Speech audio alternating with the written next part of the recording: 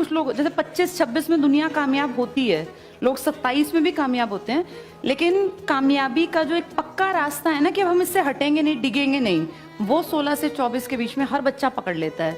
वो उसकी पढ़ाई लिखाई, उसके यार दोस्त, उसका उठ बैठ, उसके तरीके, ये सब जज करते हैं उसका भविष्य कैसा होगा।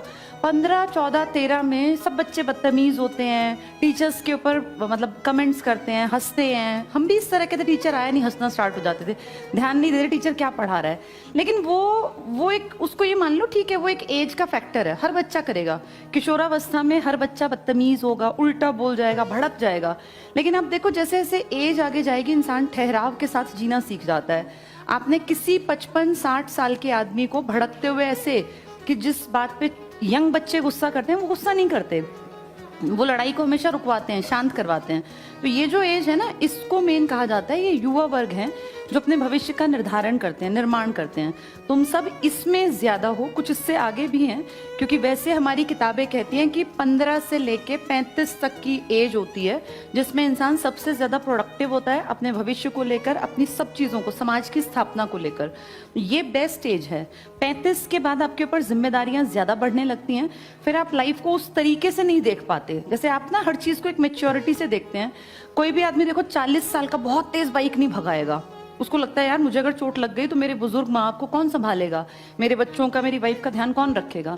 लेकिन आप देखो 16 में बाइक एक बार हाथ लग जाए तो उड़े उड़े फिरते हैं, है ना, क्योंकि उनको कोई डर नहीं होता। उनके दिमाग में ये बिल्कुल नहीं होता कि भाई मुझे कुछ हो गया तो ये बुजुर्ग माँ बाप जो मेरे ऊपर पूरी जिंदगी बुढ़ापा सोच के बैठे हैं, इनका क्या होगा।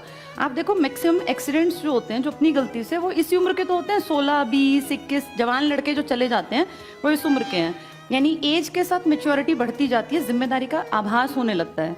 तो अब तुम जिस एज में हो ना, तुम उस एज में इनसे तो बहुत बड़े हो गए हो। अब तुम मैच्योरिटी की एज में आ गए हो कि तुम ये फील करो कि तुम्हारे ऊपर कितने लोग बैठे हैं, तुम्हारे माँ बाप जो बुजुर्ग हो गए। अब ये मान के चलो जो 45 से ऊपर है, 50, वो दूसरे पे ऊपर डिपेंड हो जाएगा अगले 10 साल में। कोई भी आदमी कितना ही काबिल क्यों ना हो, 60 साल पकड़ते पकड़ते तो आदमी रिटायरमेंट चाहने लगता है ना।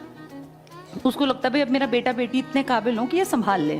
60 के बाद भी किसी को कमाना पड़ रहा है तो ये उसकी अगली पीढ़ी के लिए शर्मनाक है कि भाई हम इतने काबिल क्यों नहीं बने कि हमारे बाप को 60 के बाद भी कमाना पड़ रहा है। ये हमारी कमी है अगर उनको 60 के बाद भी काम करना पड़े। तो 60 तक उनको बैठ के खिलाने के लिए तुम्हें बहुत काबिल बनना पड़ेगा। और ये काबिलियत अब जब पढ़ोगे ना, खूब मेहनत करोगे, तब इकट्ठी करोगे। किसी भी इंसान को जिंदगी सेट करते करते 40 साल की उम्र पकड़ लेता है। वो नौकरी लगते ही कोई सेट नहीं होता, नौकरी लगते ही खुशी होती है, आपका पास पैसा आने लगता है। लेकिन जब आपका अपना मकान बन जाए, जब आपकी पीढ़ी चल पड़े, जब आप लगे आपको कि हाँ मेरी जिंदगी स्टेबल है। जैसे मैं देखूं तो मुझे अब मेरी एज 40 है, मैं 30 के बाद देखूं तो मैं अपनी जिंदगी को स्टेबल कह सकती हूँ।